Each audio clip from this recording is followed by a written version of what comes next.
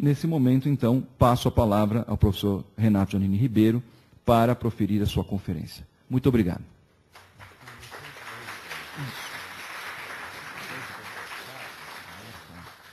Bom dia, magnífico reitor, pró-reitora, professor Dante, doutor Valdir, meu amigo Jair. Foi com muita alegria que eu me sinto aqui e me sento aqui para proferir essa palestra, ainda mais neste contexto todo tanta importância. Também fico muito contente que depois de vários anos depois começamos a trocar e-mails, começando quando Dante me propôs que a gente discutisse algo como um curso de humanidades nos moldes do que eu tinha proposto para a USP, que não deu certo devido, enfim, a questões políticas, greve que houve no meio. Ele foi acusado de ser um curso concebido pelo Banco Mundial numa ilha paradisíaca do Caribe, onde, infelizmente, eu nunca estive. Senti uma tristeza infinita quando descobri que o curso tinha sido concebido num lugar que eu não fui e que deve ser tão bonito. Mas, enfim, quer dizer, alguma coisa, é bom a gente sentir que ideias que a gente coloca, mesmo que elas não se realizem lá onde a gente queria, acabam repercutindo e hoje, uma das minhas satisfações é ter tido êxito na Bahia, primeiro numa instituição privada, que depois mudou de perspectiva, infelizmente, e depois no projeto da Federal da Bahia, de bacharelado interdisciplinar, que explicitamente se refere a essa proposta. Então, eu fico muito contente que a gente finalmente consiga ter uma parceria e espero que a gente frutifique isso. O assunto que eu vou tratar, relação entre humanidade e ciências, o mote que me ocorreu veio de um momento que eu estive na clínica do Dr. Pimazzoni, aqui na Unifesp, faz um belo trabalho sobre diabetes lábil, e conversando com uma das mestrandas do curso, moça de nome Patrícia, eu soube que ela trabalhava subrelatos, creio, relativos exatamente à diabetes, ou seja, o que as pessoas deixam de relatar, enfim, há muitas histórias a respeito. Outro dia alguém me contou uma história de uma pessoa a quem foi perguntado, estando ela com o fígado absolutamente destruído, se bebia muito álcool. A pessoa disse que bebia de maneira irrelevante, era irrelevante, nem valia a pena comentar. Mas o médico insistiu, e finalmente disse, só bebo álcool quando não tem pinga. Eu acho que esse é um exemplo de subrelato. Porque, obviamente, o conceito de álcool, para quem pergunta e para quem responde, é diferente. Um está perguntando, o senhor bebe bebidas alcoólicas? Ele entende, eu bebo Zulu? Sim, eu bebo Zulu. O que talvez explique por que estava tão ruim o fígado da pessoa. Então, é um caso desse tipo. Vocês se defrontam, os que são médicos aqui, constantemente com essas questões.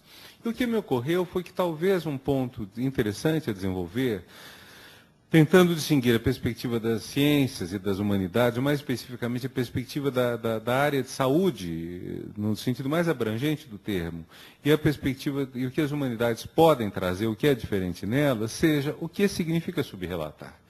Para um médico, sobretudo um médico que está fazendo a anamnese de um paciente com vista a um diagnóstico, a um tratamento, o subrelato é praticamente um inimigo. Você tem que construir toda uma maneira de ter o relato certo. Quer dizer, são óbices, são obstáculos que têm que ser vencidos. O que é interessante do ponto de vista das humanas é tentar ver o que gera. Quer dizer, o subrelato não é um relato com deságio, é um relato a menos. É um relato que expressa um outro tipo de busca identitária. Se eu, por exemplo, não conto o que eu fiz, eu tenho vergonha de dizer quanta gordura eu comi, quanto açúcar eu comi, quanto eu não fiz exercício, quanto eu não cumpri, estou nesse momento com o que os americanos chamam de health condition, que é um eufemismo para dizer problema de saúde. Né? Condition quer dizer problema, né? É muito engraçado.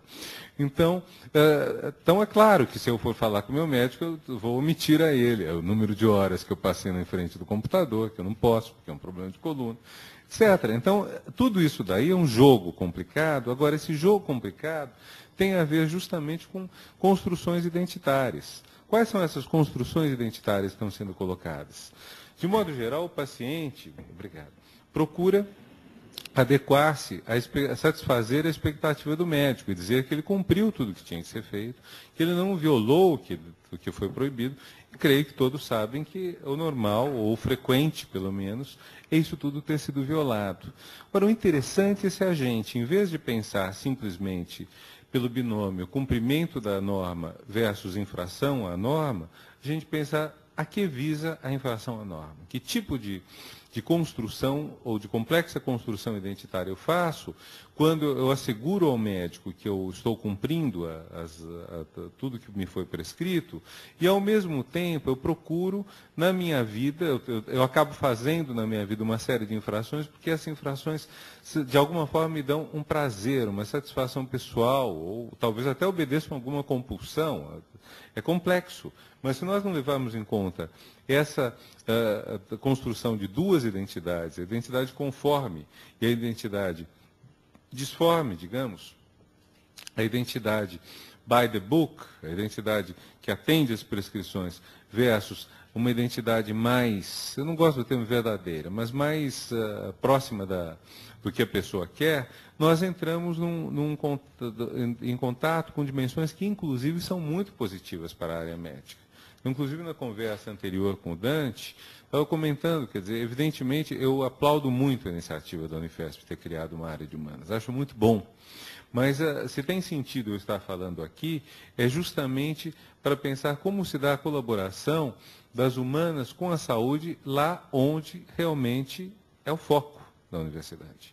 Lá onde, não como dois campi ou dois campos do conhecimento separados, mas como campos do conhecimento que interagem e procuram crescer.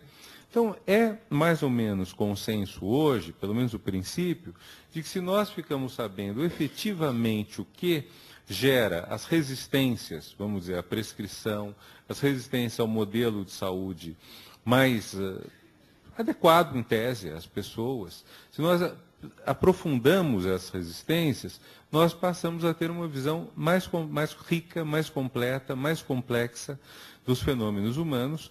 Temos, inclusive, mais condições de tratar de doenças ou de problemas que surjam e podemos, inclusive, questionar, em certos casos, a validade ou não do tratamento.